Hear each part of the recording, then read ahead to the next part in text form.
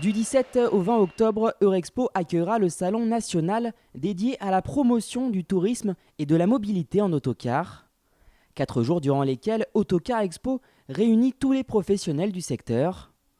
Parmi les exposants de la région, focus sur l'entreprise Seprascor, une société basée à Dardilly qui propose une offre globale au service de l'information voyageur à bord des véhicules, mais aussi aux arrêts. Ses clients, vous les connaissez, Keolis, la SNCF ou encore la RATP.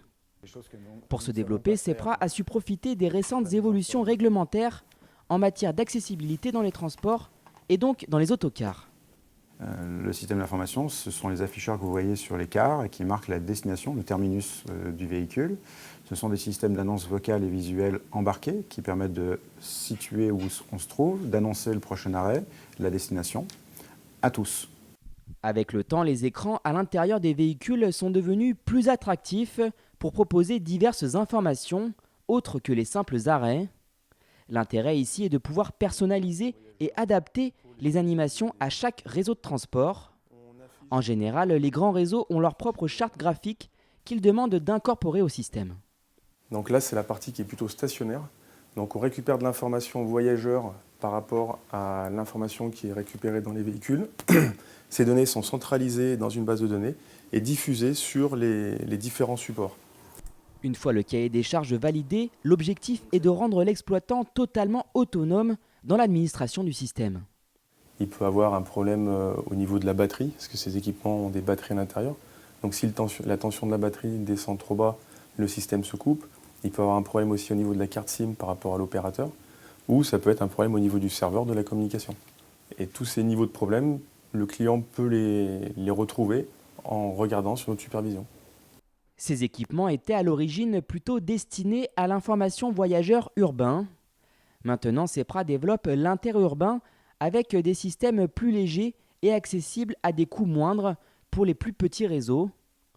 À l'extérieur des véhicules aussi, l'objectif est de s'adapter avec des dispositifs qu'on appelle dans le jargon des girouettes.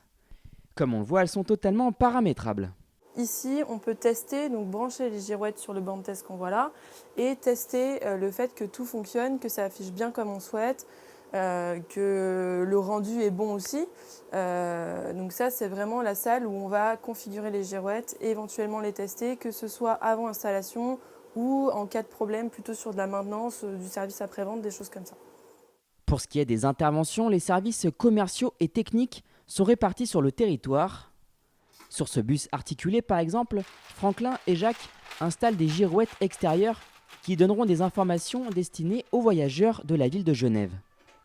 Il y a des coffres, comme on les voit ici, qui sont faits pour nos équipements. En revanche, sur les cars, il faut souvent s'adapter, on a moins de place et on retrouve le même type d'équipement, mais en taille réduite.